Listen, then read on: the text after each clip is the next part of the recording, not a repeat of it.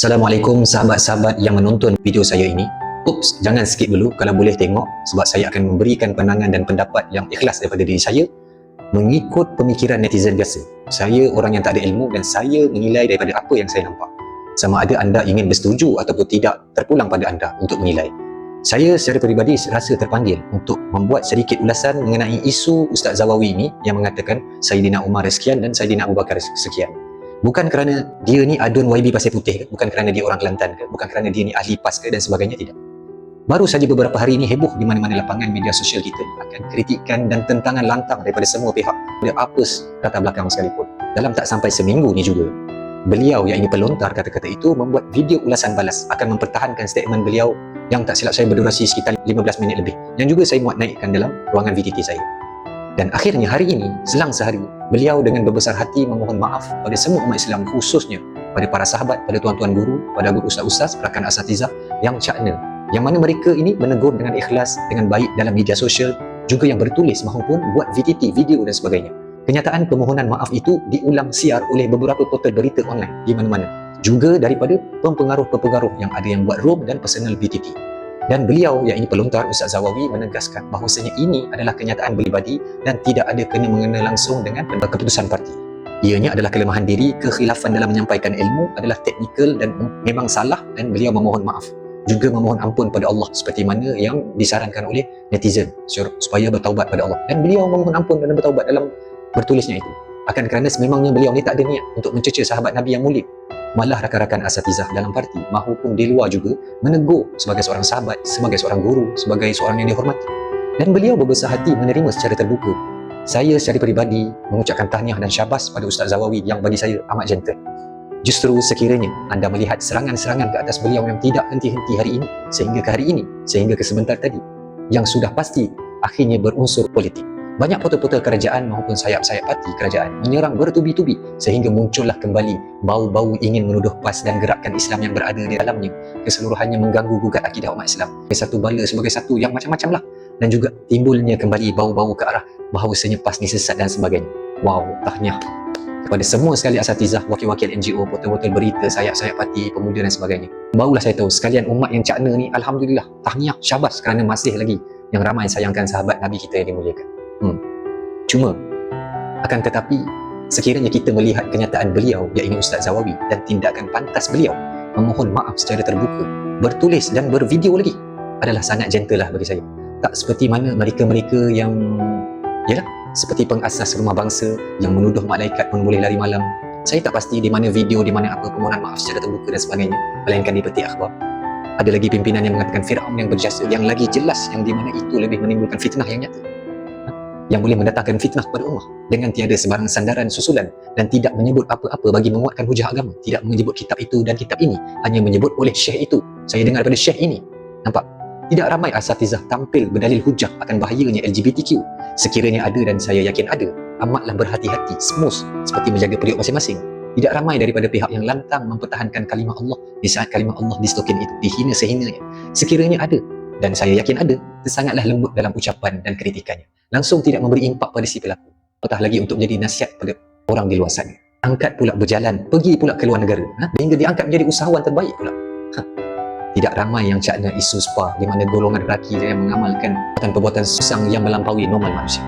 Isu rasuah yang melata, konsep berunsur LGBT di mana-mana, unsur arak di dalam sekolah, di dalam majlis kerajaan, isu mabuk, langgar mati, yang mana yang jelas sekali yang boleh menghancurkan umat dan masyarakat secara total, yang boleh menjadi kesan parah kepada anak-anak muda. Walhal mudarat itu jauh lebih besar daripada kesilapan individu yang dilakukan oleh YB pasir putih tersebut, walaupun masih lagi dia boleh petikaikan keabsahan beliaunya sahabat-sahabat Nabi itu. Dikiranya mereka sahabat Nabi adalah semenjak keberadaan mereka diabsahkan iman mereka di depan Nabi, dan sahabat Nabi tidak sekali-kali dikenali sahabat sebelum mereka Islam. Sejarah tetap sejarah, sirah tetap sirah, fakta tetap fakta. Seperti mana kita tahu Allah telah ampunkan segalanya, dan insya-Allah Allah redha ke atas mereka semuanya. Jadi kepada pihak kerajaan, terutamanya player-player politik yang ada di belahan kerajaan, yang suka mengambil air yang keruh di saat anda semua ditekan oleh rakyat, dibuang oleh rakyat kiri dan kanan, tidak cukup jawapan untuk menjawab. Cukup-cukuplah jadi orang yang paling sayangkan agama, paling sayangkan Nabi. Saya tidak meragui kasih dan sayang mereka yang tidak sealiran politik dengan saya, tapi berlaku adillah. Di saat kerajaan yang kamu sayangi hari ini membuat, meluluskan segala macam bentuk kemungkaran, segala macam jenis maksiat. Sepatutnya kamu malulah pada diri kamu sendiri. Sepatutnya asatizah yang bersama kamu, yang pantang bersuara isu sahabat hari ini, di masa itu kamu menyepikan diri, bersembunyi di sebalik itu dan ini, di sebalik layar-layar perniagaan di kaca telefon masing-masing, peniaga dan sebagainya. Jadi malulah pada diri kamu sendiri. Seandainya ilmu yang ada, kuasa yang ada, lisan yang mampu mempertahankan agama ni, yang mampu mencegah dan menghalang kemungkaran yang wujud, yang boleh hancurkan umat, masyarakat secara langsung, itu kamu diamkan. Dan kamu lebih memilih untuk mengangkat beria-ia kesilapan individu. Kiranya ada pun dengan nada behave, dengan nada yang lembut, lebih menjaga periuk nasi sendiri. Hingga tidak nampak seperti kesungguhan yang nyata untuk menentang kemungkaran-kemungkaran ini. Sebelum saya akhiri video ini, saya ingin tuan-tuan fikir dengan waras. Fikir dalam-dalam, jika benar-benar tuan-tuan yang di sana ni sayangkan Nabi, sayangkan sahabat Nabi, betul-betul kritik apa yang Ustaz YB Zawawi cakap itu, hingga ada yang mencerca PAS walaupun jelas berulang kali dia berkata bahawa itu adalah pendapat peribadi dan bukanlah kata-kata muktamad dari parti, sehingga mengheret PAS kali ke dalam kancah ini. Lihatlah apa yang PAS bina untuk umat, lihatlah apa yang PAS bina untuk masyarakat, semuanya berlandaskan syariat, seiring dan selari dengan kehendak para Nabi dan sahabat, walaupun tidak sempurna tapi menuju ke arahnya, berusaha sehabis baik untuk beroleh keredoannya. Satu kesilapan itu telah pun diakui dan dipermohonan maaf secara terbuka.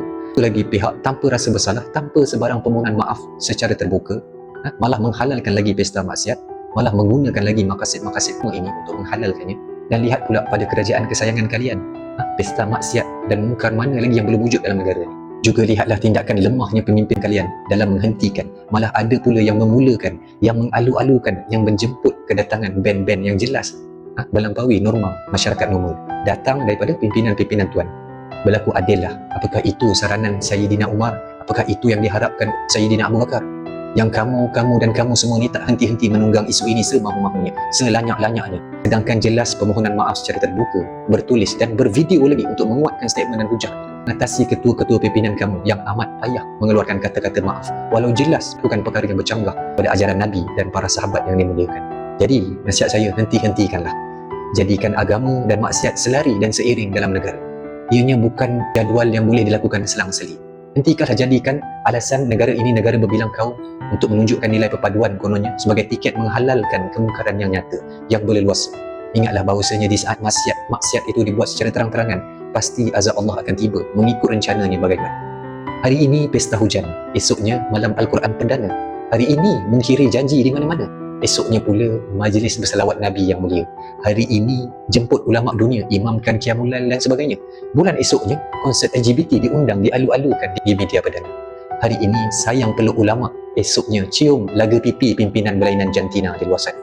Apakah ini Islam bersih kamu, yang mana kamu amat sayangkan Sayyidina Umar, ataupun yang kamu sangat cintai Abu Bakar? Apakah ini ajaran mereka? Jangan jadikan isu ini kuda tunggangan demi sebenarnya niat busuk dari permainan politik kamu sepanjang masa. Segala bendanya kamu nak jadikan hal politik. Jika benar-benar kalian sayangkan para sahabat, maka buktikanlah melalui amal dan perbuatan.